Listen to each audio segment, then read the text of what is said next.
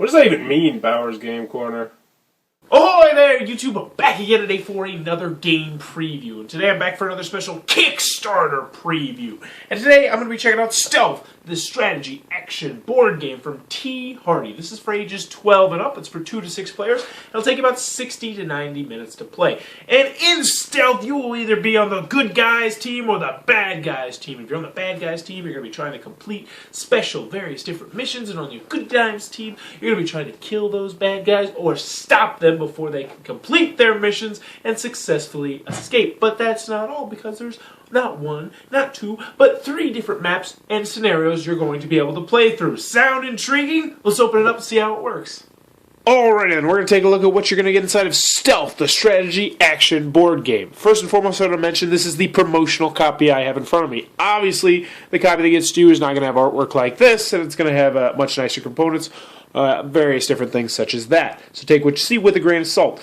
So we're going to go over the components and we'll go over the gameplay. First and foremost, we have our handy dandy rule sheet. We actually have 4 of them, but we'll get into what each one is. First one we have is the rule set. It's going to set you up for the first of 3 different scenarios or maps that you are going to be playing.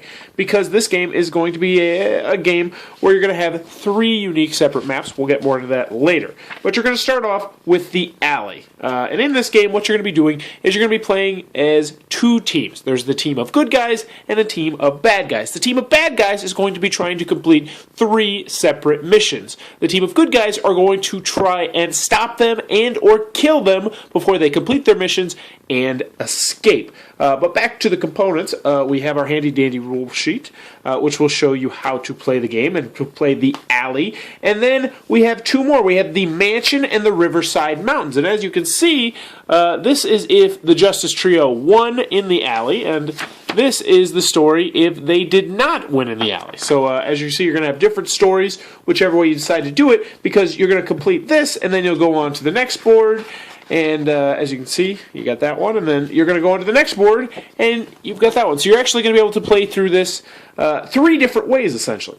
So that's what those 3 are. Last but not least, we have Stealth made stealthier. This is going to add mission modes and various other different things. It's going to go into some strategies, all sorts of various different stuff like that, extra stuff that you can include with the game. So, next, we're going to have 6 pawns. As you can see, I only have 4 because 2 of them just rolled off the table and were carried away by a 2-year-old. But this is a 2 to 6 player game, so you're going to have 6 unique pawns, and they're each going to represent one of the 6 characters that you can play as in the game. You're going to have health cards, which are pretty self-explanatory. You're going to have a set number of them, and if you run out of them, well, you are dead. Hopefully your team can still complete your mission. Next, you are going to have various different stealth weapon cards. And as you can see, you have your standard stuff, your knife, your revolver. You'll also have a special one. You'll have the sniper rifle, which will do, which you can actually do damage from 1 spot away, because normally you have to be right in the same spot. You got your AK-47. Pretty self-explanatory there. Last, you're also going to have your handcuffs, which the police officer will have, which also are as good as a gun as long as the other person, as long as the bad guy doesn't have a weapon. So this will allow you to arrest someone, which essentially is like killing them. But what we're going to focus on now is the first scenario in the game, which is the alley. So let's take a look at the alley. Alright, so now we're going to take a look at the board, and we're going to go into how the gameplay works. So the good guys are all going to start up here, and the bad guys are all going to start down here. Now, the way this works is, you're going to start with all 3 characters. Now, this game plays 2 to 6 players. Obviously, if you're playing a 2-player game, one person will control one team, one person will control the other team. If you're playing a 6-player game, each person will have their own team, and after that, you can just kind of spread it out however you see fit. But we're going to go over how exactly the missions are, because the heart of the game is that the bad guys have to complete 3 separate missions. So let's take a look at the missions down here. First, there's going to be an assassin. An assassin has to kill a certain guy. This guy right here. Hey, he's going to have to go over there and murder that guy. So that's one of the first missions they're going to do. The robber, on the other hand, is going to have to go over here and steal the gold.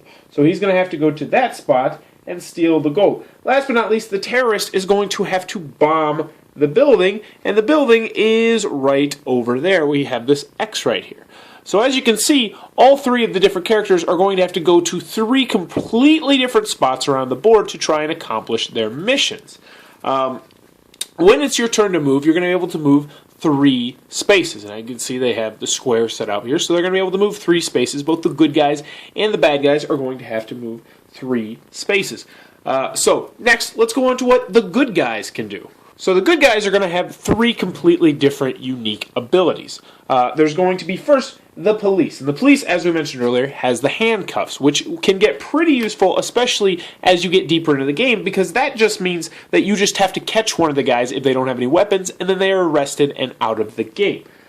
Next, the detective has a really cool ability down here, where if he can get to the clue, which as you can see is right down there, then the bad guys are going to then have to divulge what their next move is going to be. So essentially, the good guys are going to know exactly what the bad guys are doing the next turn. And then they have to follow through with that. The Commando, he's the leader of the Justice Trio, and he doesn't have any special abilities, but he does get the most powerful weapon. Now, one more thing I want to point out is all the different abilities on the board, because there is some special stuff on the board. So the first special ability we have on the board is pretty self-explanatory if you've seen any or played any first-person shooter, a lot of them, and that's going to be additional ammo that you can pick up. As you can see, there's different revolvers around the board that you'll be able to pick up, and that will be in the form of cards that you can draw in case you run out of weapons. Next, there's going to be drainage pipes located around the board, and these are essentially transporting things, which will let you transport to various different spots throughout the city. There's also the terrace, which is right up here, and it gives you access to all the different spots, so you'll be able to look down and duel people from there, which is pretty useful as a great shooting spot. Last but not least, you're going to have the vacant houses, and this is essentially going to be like one of those what are they? The find the ball games that you see on street corners in typical movies, where you're going to go into one of these houses, you're going to take the pawn off, and then you're going to be able to go to one of the other 3 houses. Now, the key to this is you actually have to write down which house you're in, so people can still get to you, but it is a really unique thing, because you might go into here and you might pop up here, you might pop there, or you might just stay there. And so that's going to kind of make this guessing game in the middle of the game for your opponents. Now, the last thing I want to talk about is the duel, and this is how you're going to battle in the game. Alright, so 2 players are going to get in a duel when they come face to face on adjacent blocks. That's when they're going to go into a duel situation. The game is immediately going to shut down, and everyone's going to aside from the duelers, are going to start playing cards against each other. They're going to play their weapons cards against each other, and once they play that, they lose it. So essentially, they're going to do that until someone dies or until someone runs away, which will allow them to essentially, just hightail it and go away from them. Pretty self-explanatory there. But anywho, what's going to happen is the 3 good guys are going to try and either capture or kill the 3 bad guys, and the 3 bad guys are going to try and complete their missions and escape from the city before dying. And once you get done with the alley, then you'll move on to the different maps, which, as you can see, are right over here, and they will have various different things. This one has you in a house, this one has you outside, and they're going to do various different things. But that, in a nutshell, is how Stealth, the strategy board game, is played. Alrighty then, Stealth, the strategy action board game from T. Hardy. Who's going to be digging this game? First and foremost, if you like cooperative games, this one might be for you. Excuse me, if you like team-based games, this one might be for you. Because you still get that element of cooperation because you're working with your team, but at the same time, you're still trying to crush your opponents. I know personally, I love team-based games because I love cooperating, but I still love beating people. Also, if you're into the theme, this one definitely might be for you because, it really does feel that way that, the bad guys have to get into the city and complete the special missions and then get out where the good guys are just trying to chase them down and figure out what they're going to be doing or what they're going to do, figure out their next move and kill them before they escape the city. Last but not least, if you like games that kind of build on itself, this one might be for you because, the first time you play, you're going to be doing the one map. But then the next time, regardless of who won or who lost, you're going to do the next map and you'll have a different story you're going to read off, and then you're going to have a third map. And I'm sure, if it's successful, they'll have more maps and more scenarios that you can play through. Who knows where they could go with this.